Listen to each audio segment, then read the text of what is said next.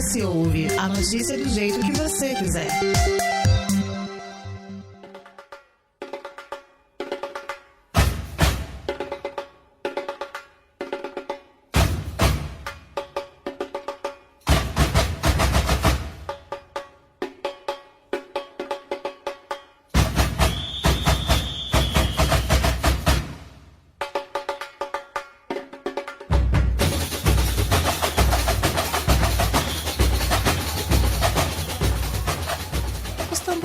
As cuícas e a bateria, coração de toda escola de samba, já estão sendo aquecidas porque o Carnaval 2023 está chegando por aí. E em Vitória, o som do batuque chega antes, a partir do dia 10 de fevereiro. Pensando nisso, o ES Ouve começa nesse episódio uma série especial de matérias sobre o Carnaval. E abrindo alas, vamos começar com a história do Carnaval Capixaba. Além dos desfiles das escolas de samba, a folia no estado também é marcada pelos blocos de rua e pelo tradicional Carnaval de Congo, da Barra do Jucu e também de Cariacica. Para conversar sobre a história da festa na Avenida e também nas ruas capixabas, a gente está com o historiador e pesquisador em culturas do Espírito Santo, o Marcos Vinícius Santana. Seja muito bem-vindo. Eu que agradeço a oportunidade de estar aqui falando um pouco da nossa história e da nossa cultura popular. O ES Ouve é um podcast do jornal ES Hoje. Você confere esse e outros episódios em eshoje.com.br. Este episódio é um oferecimento da Prefeitura Municipal de Vitória. O Carnaval do Brasil começa aqui. Bom, pra gente começar o papo, quando a gente lembra de carnaval, a gente logo pensa em samba. Mas o samba enredo das escolas, ele é diferente, né, do samba tradicional que a gente tem. Qual que é a principal diferença entre samba e samba enredo? E quando começou essa distinção? Em que processo histórico, como isso se deu? Eu acho que pra gente entender um pouco dessa diferença, a gente tem que entender um pouco também da história das escolas de samba, né? As escolas de samba, elas surgem no Rio de Janeiro, obviamente, né, no final da década de 20, começo da década de 30. Além de ser esse elemento carnavalesco que desfila uma vez por ano, também é um órgão comunitário que atua em suas comunidades durante todo o ano. O desfile em si, o desfile que nós vemos hoje na Avenida, né, ele tem uma estrutura que ela não está presente nesse começo, né? Nesse início dessa saga histórica das escolas de samba. E aí, para entender essa diferença, a gente precisa entender também o que é um desfile, né? Porque o desfile nada mais é que uma agremiação carnavalesca contando uma história na avenida. Então, um exemplo, um samba enredo muito famoso, que é Hoje Eu Vou Tomar um Porre, Não Me Socorre, etc, etc. É um samba enredo da União da Ilha, em que a União da Ilha, no Carnaval de 91, conta a história dos bares do Rio de Janeiro, né? Fala da saga de ir aos bares, etc. A grosso modo, falando do enredo. Então, todo samba enredo, toda escola de samba desfilando, ela está contando uma determinada história. Então, quando uma agremiação vai começar um carnaval, o pontapé inicial de confecção do carnaval é escolher o enredo. Apenas enredo, que significa o tema que vai ser desenvolvido no carnaval daquele ano. E a partir do enredo escolhido, daquela história que é desenvolvida, os compositores se organizam e cada um faz o seu samba em cima daquele enredo para disputar e ver qual vai ser o melhor e vai ser usado na avenida. E aí é o samba de enredo. O samba que conta aquela história escolhida pela escola para desenvolver o seu carnaval. Esse samba de enredo, ele não está presente nos primeiros desfiles. Porque, curiosamente, uma agremiação escolhia um enredo e ela desfilava com sambas de um outro tema. Então, por exemplo, poderia escolher um enredo sobre a história do Espírito Santo. E na hora que eu desfilar, eu descer cantando variados sambas. Um sobre a praia de Camburi, outro com um tema totalmente distante, contando a história da África, por exemplo. E aí esse samba de enredo, que seria um samba unicamente feito para aquela história que a escola vai desfilar na avenida, no Rio de Janeiro ele vem, por exemplo, em 1939. O primeiro desfile nós temos de registro é em 1928.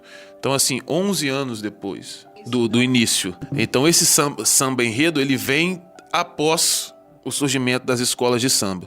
Em Vitória, por exemplo, nós temos a Unidos da Piedade, que é a primeira escola, né, que faz seu primeiro desfile em 1955, mas o primeiro samba de enredo realmente voltado para o enredo desenvolvido na avenida é de 1962. Então, 7 anos após, aí já quase 20 e poucos anos depois do primeiro uso no Rio de Janeiro. Mas dá pra gente pensar essa questão do samba enredo, basicamente o que a gente vê com alguns blocos de carnaval, que às vezes ele tem um tema específico sobre a cerveja, mas aí canta as marchinhas de carnaval, canta alguma coisa, é um paralelo nesse nível. Isso, exatamente. É aquele bloco que hoje nós vamos descer com a temática tal. Alguns blocos até fazem um samba em cima desse enredo, mas depois desenvolve o seu carnaval com outras músicas. E aí, inicialmente, existia essa diferenciação.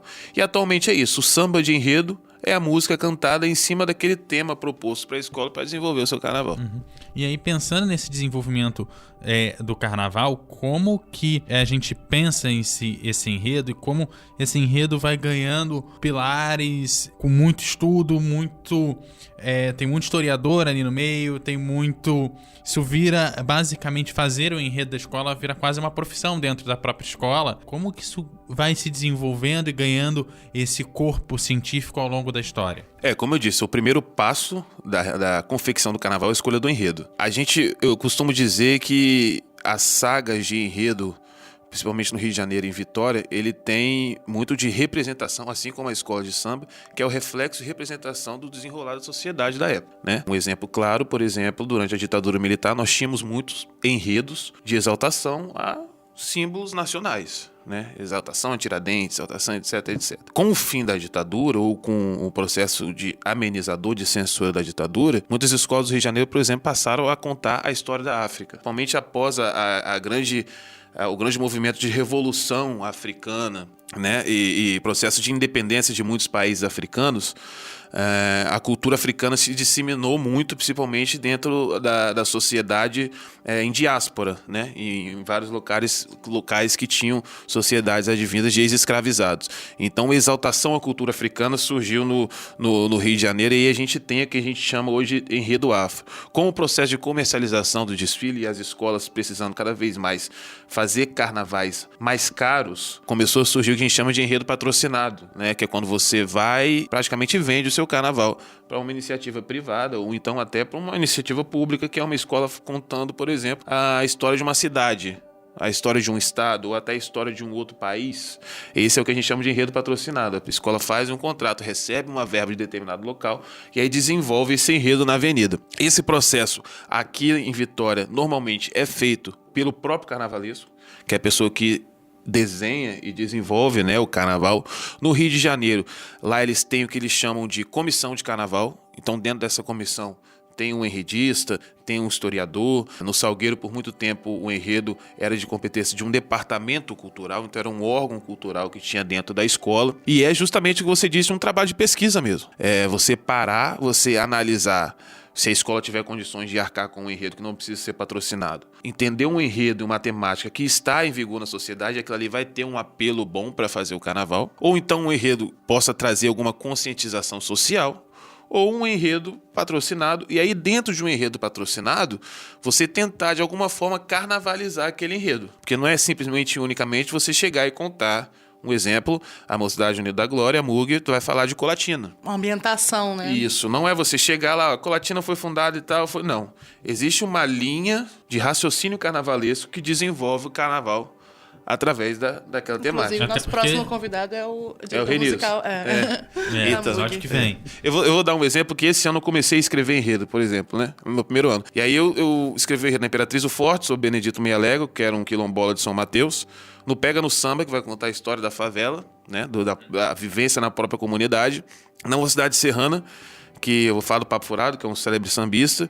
E de uma escola do Rio de Janeiro, que é o Vigário Geral. E aí, por exemplo, a Vigário já chegou com um tema para mim, proposto com um título, que era um enredo infantil, falar sobre crianças, e o tema era Fantástica Fábrica da Alegria. Só isso que eles me apresentaram. E aí, como linha de raciocínio carnavalesco que eu fiz, seria eu pegar a história da Fantástica Fábrica de Chocolate, né, que é um menino que acha um bilhete dourado e percorre os setores da fábrica, e eu trouxe para a realidade do Brasil e Vigário Geral. Então seria um menino de Vigário Geral que percorre as ruas e já não encontra mais as brincadeiras de antigamente, e ele acha um bilhete dourado no chão, e esse bilhete dá acesso a uma fábrica, e a fábrica é a escola. Ou seja, é meio assim, pelo que você tá falando e pelo que a gente conhece de carnaval, a gente já vê a comissão de frente do menino com o bilhete. Exatamente, é a história, carro e a história sendo contada. Ali. Exato. E aí naquela fábrica de Vigário Geral, ele tem contato com as brincadeiras de antigamente, e cada setor é uma brincadeira. Então é um exemplo que eu dou, que é uma forma de carnavalizar, que você precisa, o que a gente chama de fio condutor, né? Todo enredo tem um fio condutor, e a gente carnavaliza isso e conta a história na avenida da melhor forma possível. E aí, como é que a gente acha as particularidades aqui do nosso carnaval capixaba, seja nesse desenvolvimento de enredo, seja nas outras formas de cultura de carnaval para fora da avenida? Assim, o carnaval capixaba, ele, obviamente, ele é menor, né? Ele não tem assim, esse processo de venda, comercialização, que isso influencia na profissionalização, no cotidiano presente, no ambiente turístico, etc. Mas nós temos uma particularidade porque nós tínhamos uma forma, desde do início do processo colonizador, nós tínhamos um processo de carnavalizar muito único. A grande manifestação cultural que existiu na cidade foi a procissão de São Benedito, da Igreja do Rosário do Centro, e aí sempre existiu uma presença muito forte de tambores, de elementos africanos, a presença do Congo, etc, etc. Depois o carnaval popular ele foi se desenvolvendo através dos blocos e das batucadas. As batucadas eram instituições também de comunidades periféricas, também carnavalescas, mas que exibiam ali naquela comunidade, que as escolas de samba são hoje, que é um espaço aberto, onde tinham clubes, bailes, então extrapolava as linhas, os limites de calendário do carnaval. O processo de carnavalizar do capixaba, ele, assim como do Rio de Janeiro, ele é muito apaixonante. O ritmista, a passista, ou até o próprio harmonia, ou qualquer membro de segmento de uma escola de samba, é muito apaixonado pela sua escola. Só que ele também entende que dentro de um processo de carnaval menor, as escolas precisam se ajudar. Então hoje é muito raro você encontrar uma pessoa que desfila só em uma escola. Ele tem a sua escola do coração. Ele vive o cotidiano da sua comunidade, ele veste aquela camisa, ele não abre mão de desfilar na sua escola, mas ele desfila, se possível, nas 19 ou nas 14. E isso não é falta de identidade, como muitos costumam dizer. É você aderir a um processo que precisa de uma ajuda porque a gente não tem o tamanho e o crescimento. Não tem os recursos, né? A mão de obra necessária para isso. De um carnaval de um carnaval de grandes centros carnavalescos. E o que muita gente coloca como um defeito, uma falta de identidade ou representação de um pequeno carnaval, eu gosto de dizer que é uma identidade do capixaba. E vai de conta muito do que as pessoas gostam muito de dizer erroneamente, que o capixaba é mal educado, que não se ajuda, etc, etc. Então o sambista capixaba ele tem essa identidade, eu gosto muito de destacar. Até porque as escolas acabam um tamanho bastante grande, até pelo tamanho. A gente tendo o segundo maior sambódromo do Brasil, só perde pro do Rio de Janeiro, maior inclusive do que o de São Paulo. Se as escolas não se ajudarem, você não consegue dar corpo à escola, né? E é um processo, é um tamanho, a gente acha que é pouco, mas é relativamente muito grande você colocar 3, 4 mil pessoas numa avenida de uma cidade extremamente conservadora. Eu gosto de usar como termômetro vocês pegarem qualquer notícia de qualquer meio de comunicação quando anuncia a abertura dos ingressos ou qualquer coisa voltada para o carnaval. Vejam os primeiros comentários ou tentem fazer uma análise geral de quantos comentários positivos e quantos negativos, quantos comentários de cunho religioso, quantos comentários preconceituosos. E mais do que isso, muitas das pessoas que comentam essas coisas, ou que têm o mesmo pensamento, ou que proferem esse pensamento durante todo o ano, tá lá no sambão. Então, o desfile em si, ele tem uma grandiosidade, mas até chegar ali é muito trabalho, né? E é um trabalho muito, muito duro, muito árduo de se fazer. E que é sustentado por essa autoajuda que eu falei, que eu costumo dizer que é a marca do sambista capixaba. Até porque quando você recebe essa crítica, se você não tem o próprio grupo se ajudando, você acaba fazendo com que o barco não permaneça navegando, né? Para falar um pouquinho desse carnaval além da avenida, a gente citou aqui o carnaval de Congo, que o Congo ele acontece em outros momentos, né, o ano inteiro, mas no carnaval ele tem a sua especificidade também. Tem o Carnaval da Barra, né, que é bem tradicional, e em Cariacica também tem alguns movimentos lá nesse sentido. A partir de que momento, né, como que foi se construindo essa tradição aqui no estado com o Congo? A partir de que momento ele se tornou uma característica própria do estado?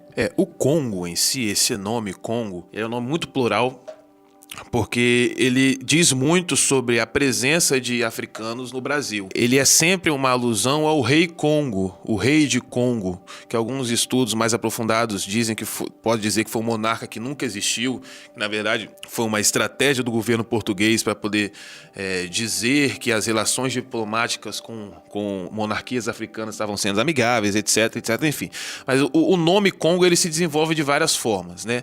No Espírito Santo, o estilo musical em si, ele tem uma vertente negra, mas ele também é muito ligado à vertente indígena. E aí o que a gente tem aí como mito fundacional, o mito no melhor sentido da palavra, né, não no sentido duvidoso, mas de teoria fundacional, vamos melhorar Até assim, de a sentença. exaltação a coisa.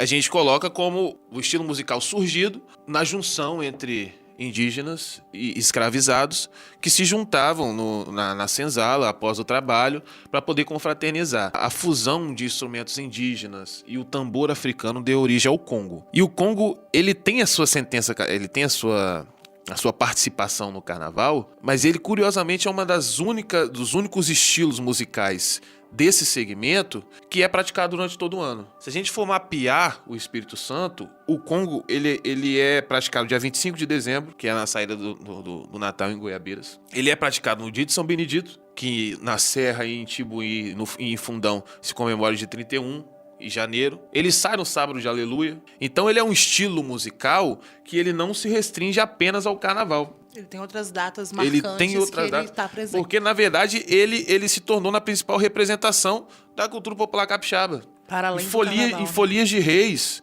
que se comemora os dias dos reis magos, em Goiabeira sai a banda de Congo. Então, toda e qualquer manifestação popular no calendário capixaba, isso, né, a gente vem já aí num processo de apagamento, felizmente, mas em décadas anteriores, era se comemorado com o Congo. E a gente tem algo datado, assim, a partir de que momento isso começou a surgir ou isso se perdeu?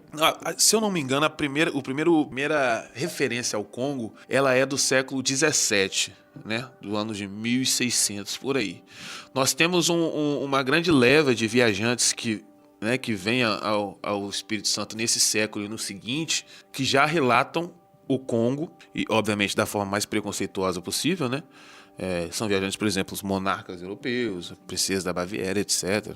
Auguste Saint-Hilaire, todo esse povo vem visitar como naturalistas, né? Eles vêm ver a fauna, a flora capixaba, etc. Eles relatam a participação do Congo. Dom Pedro II, quando ele vem ao Espírito Santo em 1860 ou 61, se eu não me engano, ele faz um desenho em mão de uma casaca, etc. Eu acho que o Congo, a gente já pode colocar ele como existente a partir desse contato da mão de obra escravizada com a indígena. E aí a gente já pode colocar no século XVII para frente, finalzinho do XVI, mas data exata a gente não tem. Você chegou a citar o Carnaval de Congo, de máscaras, né, de Cariacica, ele tem uma peculiaridade muito legal também, porque é a forte referência negra que ele tem. A máscara ela é usada porque escravizados não podiam comemorar o Carnaval. E eles usam a máscara como forma de simulacro. Congo, muito famoso, que é Iaiá, você vai à penha, é um canto de um escravizado pedindo à senhora para poder ir à penha, né? Ir ao convento, porque exercer a fé católica era o único momento de lazer, né? Não chego nem a dizer lazer, mas o único momento em que ele podia se expressar enquanto indivíduo, né?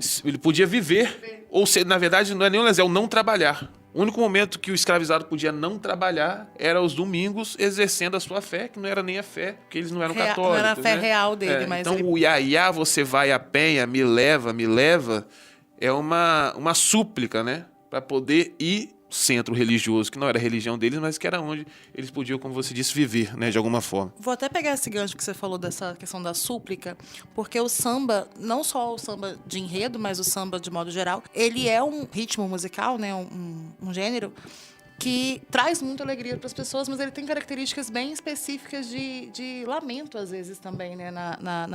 Nas letras e tudo mais. Traz questões voltadas à africanidades, à questão dos indígenas também. Por que você acredita que até hoje a gente ainda mantém esses lamentos? Tem a ver com o início dessa forma de expressão? Esse processo que a gente vê, que a gente está vivendo, sambas de enredo que contam a história do negro, a história indígena, principalmente enredo de cunhos sociais, é uma reviravolta recente. É de 2016 para cá. Do carnaval das escolas de samba representar os segmentos, os rumos que a sociedade está tomando. Obviamente, tem uma raiz histórica, é o negro contando a sua própria história, ou sua própria contemporaneidade, mas é um processo, por muito tempo foi apagado no sentido da necessidade. As escolas de samba são o que são hoje porque em algum momento elas tiveram que fazer um acordo com o Estado. As escolas de samba elas vigoram porque era o sambista que não aguentava mais apanhar e o Estado querendo ter o carnaval como meio de controle daquela massa. E aí, por muito tempo, os enredos representavam os interesses políticos. Com esse rompimento, né, com essa nova revolução enredista, as escolas passaram a se entender como elemento cultural e como meio de comunicação, como elemento de fala daquela comunidade que ela representa. E aí passaram a vir com enredos críticos, enredos que contam o seu lamento, enredos que falam do massacre dos povos indígenas, como vê a Imperatriz Leopoldinense falando do Xingu. E esse é um processo legal que eu falo, porque por muito tempo as escolas de samba, elas recebiam profissionais vindo da universidade ou de grandes instituições em que o sambista não tinha acesso. Por exemplo, no Rio de Janeiro, o Teatro Municipal, muitos cenógrafos do Teatro Municipal saíam para se tornarem carnavalescos nas escolas. Então, as escolas de samba, como meio comunitário, recebiam pessoas de fora para poder desenvolver o carnaval. Hoje a gente faz um processo inverso. Hoje são sambistas que saem das escolas de samba, adentram as universidades e retornam para poder fazer o seu carnaval. É uma coisa que é mais da comunidade do que algo que vem de fora. Mais da comunidade. E aí você passa para o processo de conscientização de você contar e falar da sua própria cultura, da sua própria arte ou da sua própria realidade usando o carnaval como meio. É uma espécie de, talvez, de resgate, né, dessa expressão que não pôde ser feita anteriormente, né?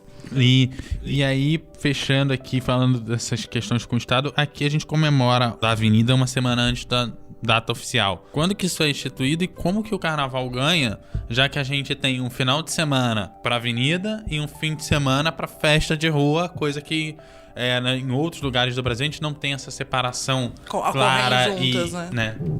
Olha, curiosamente, a gente tem o pontapé inicial dessa mudança de data, a melhor fase do carnaval capixaba, que é o final dos anos 80 e início dos anos 90. Por aqui nós tínhamos grandes desfiles, né, grandes escolas. Em 1987, o Sambão do Povo é construído. E é o segundo sambódromo do Brasil. O AMB não existia na época. Nós éramos o segundo carnaval do Brasil, só atrás apenas do Rio de Janeiro. Só que esse grande crescimento ficou estranho, mas esse crescimento, né, acabou fazendo com que surgisse muitas escolas e o poder público já tivesse que dar dinheiro para todas as escolas e não tinha o controle disso aí. E aí aquele carnaval que atingiu seu apogeu em 87, 88, 89, em 92 ele tem o seu último desfile. Porque era uma bagunça de várias escolas, de muito dinheiro público envolvido e pouca prestação de conta.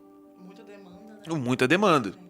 E aí em 92 acontece o desfile em 92, em 93 o desfile é paralisado. E ele fica 5 anos paralisado até que no ano de 97, visando o desfile de 98, na prefeitura na gestão do Luiz Paulo, existe um processo de retorno, né, de tentar retornar com o desfile para 98. Só que como seria você retornar com o carnaval e conquistar toda aquela massa de folião, ritmistas, né, de pessoas que fazem o carnaval, mas não só isso, como seria retornar com um adepto, competindo com outros carnavais que já estavam consolidados. E às vezes nem só o de escola de samba. Na década de 90 o que vigorou foi o axé. Conceição da Barra era um grande centro carnavalesco. Como que você vai conquistar, fazer com que as micaretas, né? As micaretas, o Vital, que na época era em novembro, mas que alavancava a cultura do axé, como seria você fazer com que esse povo ficasse aqui para assistir o desfile de escola de samba, de umas escolas que estavam retornando, num processo de retorno, de reparar toda aquela dispersão que existiu na sua comunidade e não ir para o grande centro.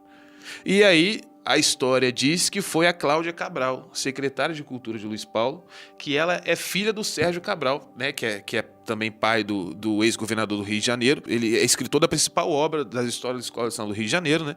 E ela fala, vamos fazer o carnaval uma semana antes. E aí pra não ter essa competição. Para não ter competição. E o carnaval retorna em 98 em seu sentido menor, mas no sentido de exibição, só 7 escolas retornam e as escolas não competem. Então ele é uma semana antes, com poucas escolas, não no Sambão do Povo, mas na Jerônimo Monteiro, com arquibancadas móveis, né, removíveis.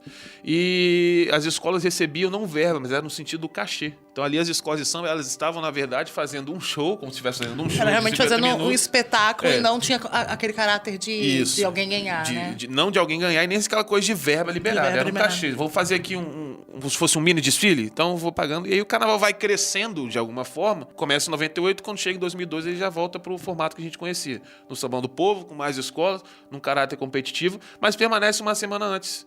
E aí você perguntou o sentido do benefício. Ele é bom porque, além de você não disputar, porque hoje já se tornou praticamente impossível, porque nem só no seu sentido de competir com grandes centros carnavaleiros de escola de samba, mas de centros carnavaleiros de Brasil como um todo. Hoje a forma de carnavalizar no Brasil ela é muito plural, né? Nós temos outros grandes centros carnavaleiros de outros estilos de carnavalizar. Então você não compete com essa data e você também facilita o intercâmbio com outros profissionais de outros estados. Hoje, dentro de uma logística de desfile do Carnaval de Vitória, nós temos muitos ritmistas que vêm do Rio de Janeiro. É possível ver essa troca sem que haja prejuízo para eles, né, no trabalho deles. Exatamente. Lá também. Muitos profissionais que trabalham, por exemplo, em Parintins, as pessoas de Parintins são os grandes responsáveis pelos movimentos das alegorias. Então, eles conseguem fazer o trabalho para Vitória e também trabalhar no Rio de Janeiro e São Paulo. Então isso facilita muito no sentido do intercâmbio e você não competir com outros grandes centros carnavalescos do Brasil. Que facilita também a logística em termos de cidade também. Bom, e assim a gente vai encaminhando para o fim do episódio. Eu vou agradecer aqui ao Marcos Vinícius. Muito obrigado mais uma vez pela presença aqui. Não, eu que agradeço. É sempre bom ter uma oportunidade para a gente falar da nossa história, da cultura local. É um prazer imenso. Muito obrigado a todos vocês. O ES Ouve é um podcast do jornal ES Hoje. Você confere esse e outros episódios em eshoje.com.br. Este episódio é um oferecimento da Prefeitura Municipal de Vitória. O Carnaval do Brasil começa aqui. Bom, lembrando que aqui a gente te convida a debater, a refletir e, sobretudo, a se informar. E lembrando que a nossa série de carnaval continua. O ES Ouve tem edição de Eduardo Couto, texto e produção de Lídia Lourenço e a direção de jornalismo de Daniele Coutinho. Até a próxima.